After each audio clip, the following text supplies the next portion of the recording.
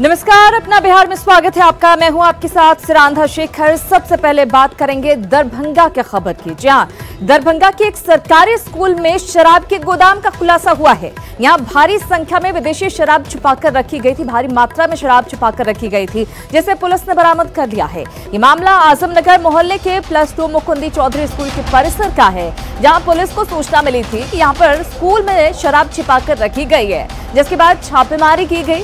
School के principal Manishankar प्रसाद का दावा है कि स्कूल बंद होने के कारण किसी ने यहां पर शराब छुपाकर रखी थी, लेकिन जिस तरीके से कोरोना के दौरान, लॉकडाउन के दौरान शराब बरामद हो रही है, शराबबंदी पर कहीं ना कहीं सवाल खड़े होते हैं, क्योंकि कड़े कानून है, कड़े नियम है, इसके बावजूद लोग अपनी हरकतों से बाज नहीं आ रहे हैं। अलग अलग जगहों से शराब की बरामदगी जारी है।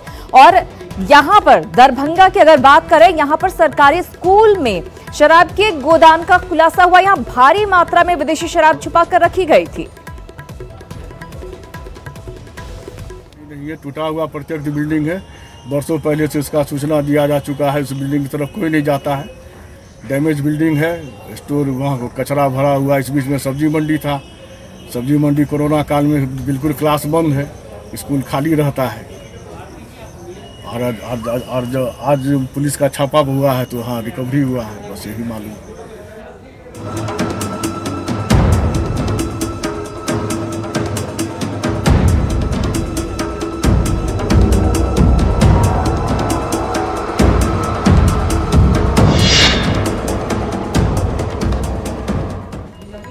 और बात है सैलाब के सितम की। बगहा में गंडक नदी के जलस्तर में वृद्धि जारी है। नदी में 3,24,000 क्यूसेक पानी का बहाव लगातार हो रहा है। वाल्मीकि नगर गंडक बराज पर डिस्चार्ज दर्ज किया गया है। बगहा के कई इलाकों में पानी घुस गया है। तो ये बड़ी खबर आपको दे रहे हैं। लगातार जो है बाढ़ की स्थिति बनी हुई है बिहार में। बगहा के हालात भी कुछ ऐसे ही हैं। गंडक नदी का जलस्तर लगातार बढ़ रहा है, जिसकी वजह से कई इलाकों में पानी भर गया है। नदी में 3,24,000 क्यूसेक पानी का बहाव देखने को मिल रहा है। वाल्मीकि नगर गंडक बराज पर यह डिस्चार्ज दर्ज किया गया है। हम आपको बता दें कि बगहा के कई इलाकों में जलस्तर बढ़ने की वजह से पानी घुस आया है।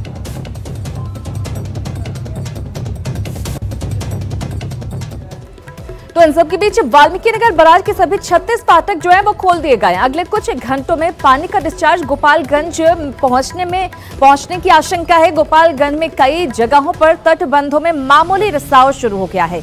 जिला प्रशासन ने तटबंधों का जायजा लिया और रिसाव को रोकने के लिए जरूरी कदम उठाने के निर्देश दिए हैं। डीएम ने तटबंधों के अंदर बसे लोगों को सुरक्षित स्थानों पर जाने की सलाह दी है। ज़्यादा इसमें घबराने चिंता की बात नहीं होती है। अभी भी हम लोग का कई जगह 5-7 जगह वहाँ पर गोपालगंज में भी हुआ, बना दिया गया। अभी यहाँ पर भी उन लोग को मिल गया है, जहाँ से पानी हल्का फुल्का जा रहा है उसको ट्रीटमेंट करेंगे। और साथ में इंजीनियर साहब से ये बात हुई है कि 50-60 मीटर में GTN डाल करके ऊपर बैग डाल देंगे। वहीं मधुबनी में खजौली प्रखंड के चतरा गोबरौड़ा पंचायत में नेपाल से आने वाली गागन, धौरी और बौराहा नदी में एकाएक जल स्तर बढ़ने से आसपास के इलाकों में पानी घुस गया है। चतरा गोबरौड़ा पंचायत से मरुकिया जाने वाली सड़क के ऊपर से पानी बह रहा है। सड़क पर करीब 1 फीट पानी बह रहा है। करीब आधा दर्जन गांव का प्रखंड मुख्यालय से संपर्क टूट गया है। लोग नाव के सहारे आवाजाही करने को मजबूर हैं। पानी के दबाव के चलते जगह जगह सड़क भी क्षतिग्रस्त हो गई है। मरुकिया की बात करें, यहाँ पर पंचायत भवन और राजकीय प्राथमिक विद्यालय भी चारों तरफ से पानी से घिरा हुआ है। स्थानीय लोग पानी के बढ़ते स्तर को लेकर, जल के बढ़ते स्तर को लेकर दहशत में हैं। और बात करें मुजफ्फरपुर की, तो यहाँ पर जल जमाव की समस्या मुख्य सड़कों के साथ मोहल्लों में भी गंभीर हो गई है। शहर के गोलाबांध रोड नंबर 1 में हजारों की आबादी जल जमाव की समस्या से जूझ रही है। संवाददाता प्रवीण ठाकुर ने इस इलाके का जायजा लिया है। स्मार्ट सिटी मुजफ्फरपुर की जमीनी हकीकत देखिए। थोड़ी सी बारिश होने के बाद किस प्रकार जो शहरी क्षेत्र का हर्ट है गोलाबांध रोड, उस इलाके में जल जमाव की ये समस्या देखिए। लोगों के घरों तक जो बारिश का पानी है, नाले का पानी है, वो है। और इस बदबूदार पानी में लोग गंदगी के बीच इस कोरोना संकट में अपनी ज़िंदगी को गुजार रहे हैं। खुले नाले के बीच जब राहगीर चलते हैं तो अक्सर यहाँ सड़क दुर्घटनाएं होती है और लोग पूछते हैं अपने जनप्रतिनिधियों को कि किस प्रकार स्मार्ट सिटी जो पिछले 3 साल पहले ही इस सिटी का चयन हुआ, लेकिन उसकी ज़मीनी हकीकत देखिए। शहर के बीचों बीच तमाम इस प्रकार के सड़कों पर, जो मोहल्लों के बीच का सड़क है वहाँ पर इस प्रकार का जल जमाव है। कैसे आप लोगों की दिनचर्या यहाँ चलती है? बहुत ही खराब मेरी दिनचर्या है। और ये पूरे बालू घाट के ये लगभग हम लोग ये 20 साल से ऐसा झेल रहे हैं कि मुजफ्फरपुर शहर में ये स्मार्ट सिटी कहलाती है, परंतु यहाँ कुछ नहीं है। सबके घर घर में पानी बस घुसा हुआ है। हम लोग को ठेवनावर गाड़ी से जा नहीं सकते, दूरी दुकान नहीं जा सकते, इतना ही। अरे दिक्कत हो गई, बाल बच्चा का पढ़ाई लिखाई सब चौपट है। न दवा दारू के लिए कोई जा सकता है, पानी में हिलना पड़ता है। नरक का पानी नल में जाता है, इसके नल में जाता है, बीमार लोग पड़ते हैं तो क्या करेगा आदमी। यहाँ का कोई सुनने वाला भी नहीं है, अधिकारी भी नहीं सुनते हैं। यहाँ का जो विधायक हैं और मंत्री हैं वो भी यहाँ कभी झांकने तक नहीं आते हैं, नरक कर दिएगा। तो ये लोगों की क्या बताना चाह रहे, क्या दिक्कत है आपको? दिक्कत तो क्या है, सो आप देख ही रहे हैं, सारा दुनिया देख रहा है। हम लोगों का जो कोई उपाय नहीं है। पानी बरसात में आने जाने में बहुत कष्ट होता है। और ये आपका जो नल वाला पानी जो है, जगह जगह पाइप फूटा हुआ है ना, नल जल योजना में। तो जो शहरी क्षेत्र में नल जल योजना भी लाई गई है उसका भी बुरा हाल है। और इस बारिश के पानी में जो लोग गंदगी के बीच किसी प्रकार जिंदगी को बसर कर रहे हैं। और लगातार मुजफ्फरपुर में कल 90 mm बारिश हुई है। उसके बाद इस प्रकार के कई मोहल्ले हैं जहां जल जमाव की समस्या है, लेकिन ड्रेनेज सिस्टम दुरुस्त नहीं होने की वजह से लगातार लोग गंदगी के बीच, जल जमाव के बीच रहने को मजबूर हैं। कैमरामैन संजीव के साथ प्रवीण ठाकुर, न्यूज़ 18 मुजफ्फरपुर। तो जहां दूर दराज के इलाके बाढ़ झेल रहे हैं, वहीं दूसरी तरफ शहर की बात करें तो गली मोहल्लों में जल जमाव से लोग परेशान हैं। नेपाल में उधर लगातार बारिश हो रही है और इसके कारण गंडक नदी उफान पर है। छपरा में सारण तटबंध के निचले इलाकों में गंडक नदी का पानी भर रहा है। पृथ्वीपुर, सलेमपुर, सोनवर्षा, बसहिया, रामपुर, रुद्र के कई घरों में पानी भर गया है। लोग अपने सामानों को सुरक्षित स्थानों पर लेकर अब जा रहे हैं। और वाल्मीकि नगर गंडक बराज से देर रात 3,39,000 क्यूसेक पानी छोड़े जाने के बाद बगहा के निचले इलाकों में बाढ़ जैसे हालात हो गए हैं। गंडक नदी उफान पर है। वाल्मीकि नगर के झुंडू टोला, एसएसबी कैंप के साथ ही कई निचले इलाकों में पानी घुसकर तबाही मचा रहा है। बगहा के पिपरासी, भिताहा, मधुबनी और ठकराहा प्रखंड के दर्जनों गांव बाढ़ की चपेट में आ गए हैं। गंडक नदी के जलस्तर का जायजा लिया सहयोगी मुन्ना राज ने। नेपाल में हो रही बारिश के बाद गंडक नदी में उफान है। देर रात वाल्मीकि नगर गंडक बराज से 3,39,000 क्यूसेक पानी छोड़े जाने के बाद गंडक नदी का जलस्तर बढ़ गया है। आप देख सकते हैं कि कल तक शांत रहने वाली गंडक उफान पर है और गंडक का जल स्तर में काफ़ी तेज़ी से वृद्धि हुआ है। पिछले 24 घंटों में करीब 1 लाख क्यूसेक की बढ़ोतरी हुई है। यहाँ से कुछ किसान हमारे साथ मौजूद है, उनसे जानने की कोशिश करते हैं क्या हालात है। क्या नाम हुआ? क्या दिक्कत होता है? दिक्कत है, बाढ़ आ गया है, माल मवेशी रहा, पानी घुसा है, पानी घुसा है, गांव में घुस रहा है। यही क्षति है, बहुत क्षति है, बहुत पानी खोटी में बढ़ रही है। क्या नाम पड़ी? राजस्थान। क्या दिक्कत है? अरे मालिक माल घरे बन बरखा होता, तूफान बा, मालिक ना पता ही मर माल हम जाए का सोचते नहीं रहता। नाव बंद बा? हाँ, नाव बंद। बगहा का निचला इलाका है, उस इलाकों में पानी घुस गया है। साथ ही वाल्मीकि नगर के जो एसएसबी झंडू टोला है, कांटी टोला है, चकदावा है, तमाम ऐसे इलाके हैं जो तेजी से पानी की चपेट में आ गए हैं और वहाँ बाढ़ सा नजारा है। मुन्ना राज, न्यूज़ 18 बगहा। तो बगहा में गंडक नदी उफान पर है। वहीं सीतामढ़ी और बागमती और अधवारा समूह की नदियां तबाही यहां पर मचा रही हैं। जिले के सुरसन प्रखंड के निचले इलाकों में पानी भर गया है। प्रभावित लोग सुरक्षित स्थानों का रुख कर रहे हैं। जिला प्रशासन के मुताबिक 19 पंचायत में बाढ़ का असर दिख रहा है। सुंदरपुर गांव के स्कूल में पानी भरा हुआ है। इसका जायजा लिया न्यूज़ 18 संवाददाता राकेश रंजन। सीतामढ़ी जिले में धीरे धीरे बाढ़ से स्थिति लगातार गंभीर होती जा रही है। बागमती और अधवारा समूह की जो नदियां हैं वो खतरे के निशान से लगातार ऊपर बढ़ रही है, जिसके कारण सीतामढ़ी जिले के कई नए इलाकों में बाढ़ का पानी प्रवेश कर रहा है। मैं आपको तस्वीर दिखलाना चाहता हूं कि यह सीतामढ़ी के सुरसन प्रखंड का सुंदरपुर गांव है और आप देख सकते हैं यहाँ सरकारी स्कूल में पानी किस तरीके से भर गया है और बच्चे यहाँ इंजॉय कर रहे हैं इस बाढ़ के पानी में तैरकर। एंजॉय कर रहे हैं। और आप देख सकते हैं कि यहाँ पर पूरा स्कूल पानी से लबालब भरा हुआ है और यहाँ पर न तो कोई शिक्षक है और न ही किसी तरीके का जो शैक्षणिक कार्य है वो हो रहा है। हालांकि सरकार के निर्देश के आलोक में जो लॉकडाउन की स्थिति है उसमें शैक्षणिक कार्य फिलहाल बंद है, फिर भी शिक्षकों को यहाँ उपस्थित रहना है, लेकिन यहाँ बाढ़ के कारण किसी भी तरीके का कोई काम नहीं हो रहा है और यहाँ कोई शिक्षक भी उपस्थित नहीं है। बच्चे खेल रहे हैं और देख सकते हैं आप तस्वीर किस तरीके से बाढ़ का यह नज़ारा है। जो सरकारी स्कूल पूरी तरीके से बाढ़ के पानी से घिरा हुआ है और पूरी तरीके से आप कह सकते हैं कि यहाँ की स्थिति बद से बदतर है। राकेश रंजन, न्यूज़ 18 सीतामढ़ी।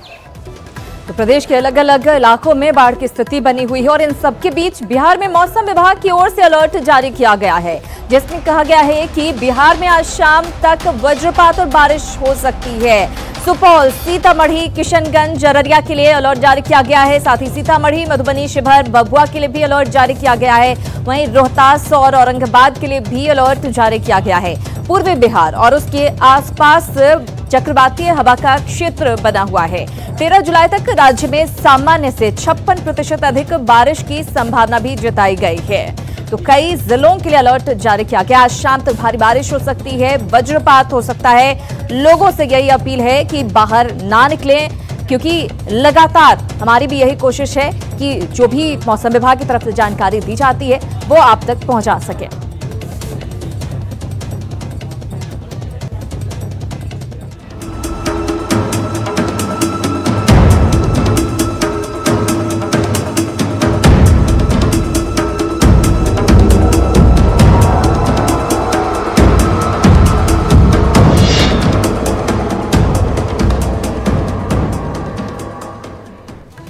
और अब बात कर लेते हैं कोरोना संकट के बीच बिहार में लॉकडाउन की।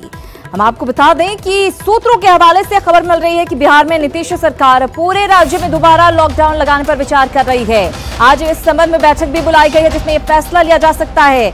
बताया जा रहा है कि कोरोना संकट और हर रोज बढ़ते कोरोना मरीजों के कारण सरकार ने ये फैसला लेने पर विचार किया है। ये फैसला ले सकती है। वर्तमान में 12 से अधिक जिलों में लॉकडाउन लगाया जा चुका है और अब खबर ये कि अब बैठक बुलाई जाएगी और उसमें ये फैसला किया जा सकता है कि पूरे राज्य में एक बार फिर से लॉकडाउन लगा दिया जाए, क्योंकि कोरोना के मामले लगातार बढ़ रहे हैं, पीड़ितों की संख्या लगातार बढ़ती जा रही है और इस पर रोक लगाने के लिए ये बहुत जरूरी है।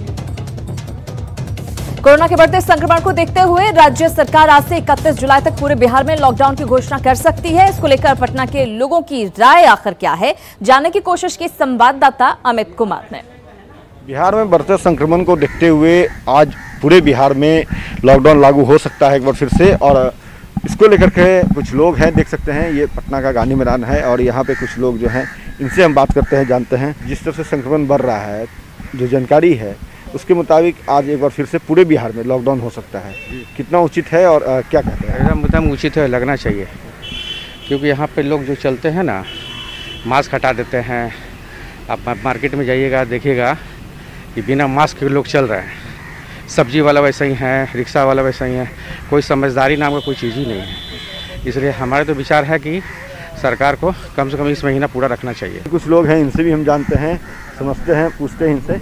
सर ये बताइएगा कि आज एक बार फिर से जो है ये संभावना है कि लॉकडाउन हो सकती है, सरकार जो है लॉकडाउन कर सकती है, कितना उचित होगा और क्या आपका मानना है? हम तो कहते हैं कि सर अभी तो पूरे महीने को इसको लॉकडाउन कर देना चाहिए, अगर आदमी की ज़िंदगी को अगर सेफ्टी रखना है तो। जिम्मेवार कौन है, क्या मानते हैं आप? क्योंकि सरकार ने तो लॉकडाउन किया था, आप मास्क लगा लीजिएगा। जिम्मेवार कहीं ना कहीं देखिए पब्लिक ही है। सुरक्षा तो मिलता है, एहतियात भी दिया जाता है कि ऐसे कीजिए वैसे कीजिए। आज हम लोग अगर अपना सुरक्षा का ध्यान रखते हैं तो फिर ये लॉकडाउन की नौबत नहीं आती।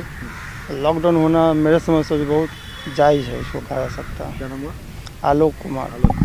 देखिए ये तमाम जो लोग हैं ये जागरूक नागरिक हैं और इनका कहना है कि जो परिस्थिति बनी है इसके लिए जिम्मेवार जो है वो आम नागरिक ही हैं, लोग ही हैं, और कहीं न कहीं बढ़ते संक्रमण को देखते हुए सरकार को जो है वो पुनः लॉकडाउन बहाल करना पड़ रहा है। और आज हो सके तो चूँकि मुख्य सचिव जो है एक अहम बैठक करने वाले हैं और उस बैठक के बाद ये निर्णय हो सकती है। हमारे जो सूत्र हैं, आधिकारिक सूत्र हैं, उनसे जो जानकारी मिली है कि आज एक बार फिर से जो है पूरे बिहार में लॉकडाउन बहाल राज्य सरकार कर सकती है। कैमरा पर्सन नीलमणि के साथ अमित कुमार, न्यूज़ 18। तो एक बार फिर से लॉकडाउन हो सकता है। इधर कोरोना का संक्रमण राजधानी पटना के साथ साथ पूरे बिहार में बढ़ रहा है। पटना डीएम ने आदेश दे रखा है कि मीठापुर स्थित सब्जी मंडी बंद रहेगी, लेकिन सब्जी विक्रेता खुलेआम डीएम के आदेश की अवहेलना यहां पर करते हुए नजर आ रहे हैं। सब्जी खरीदने के लिए सब्जी मंडी में लोगों की भीड़ उमड़ी हुई है और यहां मास्क के बगैर कई सब्जी विक्रेता सब्जी बेचते नजर आ रहे हैं। वहीं पुलिस की टीम भी गश्ती कर रही है, लेकिन कम फोर्स का हवाला देकर अपना पल्ला झाड़ रही है। संवाददाता अमित कुमार ने मीठापुर सब्जी मंडी का जायजा लिया। कोरोना के बढ़ते संक्रमण को देखते हुए जिला प्रशासन ने पटना के मीठापुर सब्जी मंडी को बंद कर दिया था, लेकिन आप देख सकते हैं कि किस तरह से यहाँ पे सब्जी मंडी जो में विक्रेता हैं वो खुलेआम जिला प्रशासन के आदेश का अवहेलना कर रहे हैं। जिस तरह से भीड़ यहाँ जमी है, देख सकते हैं कि बड़ी संख्या में जो लोग हैं वो यहाँ पे आए हुए हैं और यहाँ पे अत्यधिक लोग जो है वो बिना मास्क के नज़र आ रहे हैं। देख सकते हैं यहाँ पे जो लोग खरीदारी कर रहे हैं आप या विक्रेता है, अत्यधिक लोग जो है वो बिना मास्क के हैं। कुछ लोग जो हैं वो मास्क लगाए हुए हैं। तो यहाँ देख सकते हैं कि ये तमाम लोग जो हैं वो सब्जी की खरीदारी करने आए हैं। हालांकि जो सरकार है उन्होंने साफ तौर पे ये किया है जिला प्रशासन ने कि जो मीठापुर सब्जी मंडी है वो बंद है, लेकिन आप देख सकते हैं कि यहाँ पे ये देखिए तस्वीर किस तरह से लोग जो हैं बिना मास्क के हैं। जब कैमरे की नज़र उनके तक जा रही है तो वो कोई गमछा बांधने लग रहा है, कोई रुमाल बांधने लग रहा है। तो ये तस्वीर मीठापुर सब्जी मंडी की है। तो यहाँ लोग हैं, इनसे भी हम बात कर लेते हैं। ये यहाँ जानते हैं, बात करते हैं। ये बताओ बाबू कि क्या नाम होगा? नागेंद्र कुमार। नागेंद्र जी, आप मास्क नहीं लगाए, गमछा भी आपने लगाया, कैमरा देखिए। ठीक है, कोई दिक्कत नहीं है। जो बिजी में थे, मिर्चाई तोड़ रहे थे। मिर्चाई तोड़ रहे थे जी। जिंदगी से ज़्यादा इम्पोर्टेंट आपके लिए कमाई हो गया? नहीं कोई दिक्कत है, आपका गिर गया है। आपको कितना लगा? गलती हुई है। चलिए, ये कह रहे हैं कि गलती हुई है। सीधे तौर पे ये तमाम लोग जो हैं ये सब्जी मंडी में अपनी दुकानें लगा रखे हैं। जो खरीदार करने वाले लोग हैं वो भी यहाँ आ रहे हैं। तो ये तस्वीर जो है कहीं ना कहीं ये बताती है कि इन लोगों को जिला प्रशासन के आदेश का कोई असर इन पे नहीं हुआ है। पुलिस भी जो है हमारे कैमरे में कैद हुई है। यहाँ पुलिस की चहलकदमी भी देखने को मिली। मंडी बंद है, डीएम बंद कर रखे, फिर भी आप क्या है यहाँ पे घूम रहे हैं? घूम रहे हैं, पूरा हटा रहे हैं, इन्हें से उन्हें घुसा देता है। हटाने के लिए तो हटाने प्रयास किए जा रहा है। पूरा सब्जी मंडी लगा है बॉस? लगा है कहने के मतलब 2-3 को फोर्स से क्या होगा, 2-3 को फोर्स से इधर घेरते हैं तो इधर से टूटता है। खैर, अब देखना होगा कि जब ये खबर चलती है तो जिला प्रशासन जो है इन दुकानदारों के ऊपर किस तरह की कार्रवाई करती है, क्या एक्शन लेती है। कैमरा पर्सन नीलमणि के साथ अमित कुमार, न्यूज़ 18 पटना। तो ये समझना मुश्किल नहीं कि आखिर क्यों बिहार में पटना में लगातार कोरोना के मामले बढ़ रहे हैं। लगातार कोरोना का कहर जारी है। सूबे में कल एक बार फिर कोरोना विस्फोट हुआ और एक साथ 1116 मरीज कोरोना पॉजिटिव मिले। ऐसे में बिहार में कुल पॉजिटिव मरीजों की संख्या जो है वो बढ़कर 17,421 तक पहुंच चुकी है। पटना में सबसे ज्यादा 228 कोरोना पॉजिटिव मरीज मिले, जबकि बेगूसराय में 79, भागलपुर में 78, गया में 65 और रोहतास में 51 कोरोना के केस सामने आए हैं। हालांकि राज्य में कुल 17,421 में से 11,953 लोग स्वस्थ भी हो चुके हैं, जो काफी सुकून देने वाली खबर है।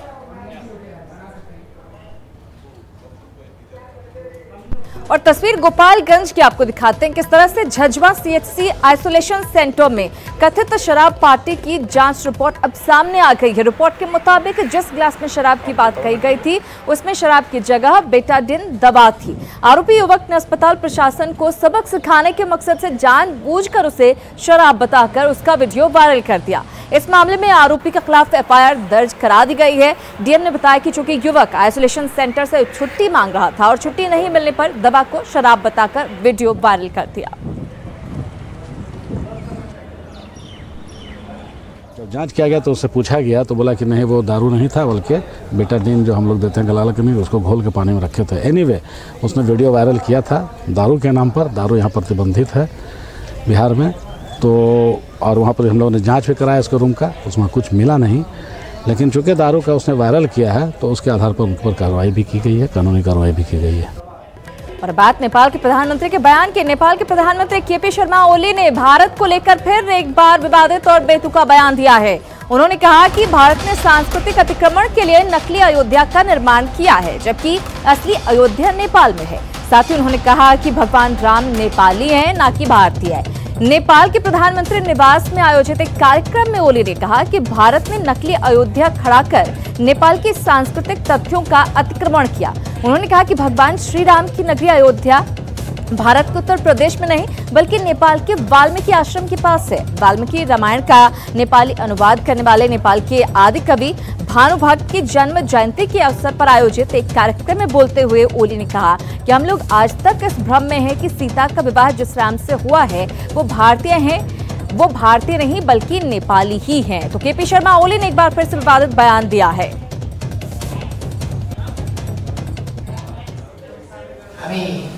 अहिले पनि ठानिरहेका छौँ हामीले सीता भारतलाई भारतका राजकुमार रामलाई सीता दियौँ। भारतका होइन अयोध्याका लागि दिएका छौँ हामीले। अयोध्या भनेको वीरगञ्जभन्दा अलिकति पश्चिमपट्टिको गाउँ हो। अहिले खडा गरिएको अयोध्या होइन। अयोध्या भीषण विवाद छ। हाम्रोमा विवादै गर्नु पर्दैन। जनकपुर त्यहाँ अयोध्या वीरगञ्जको पश्चिमपट्टि थोरीमा वाल्मीकि आश्रम। और इस वक्त आपको एक बड़ी खबर दे दें, हम आपको बता दें कि पटना के जनक दुलारी हॉस्पिटल में परबत्ता के पूर्व विधायक सागर निषाद ने अंतिम सांसें ली हैं। एमएलसी सम्राट चौधरी के निधन पर शोक प्रकट किया है। तो ये बड़ी खबर आपको दे रहे हैं। हम आपको बता दें कि परबत्ता के पूर्व विधायक सागर निषाद नहीं रहे, उन्होंने अंतिम सांसें ली हैं। उनका निधन हुआ है पटना के जनक दुलारी हॉस्पिटल में। एमएलसी सम्राट चौधरी ने निधन पर शोक प्रकट किया है।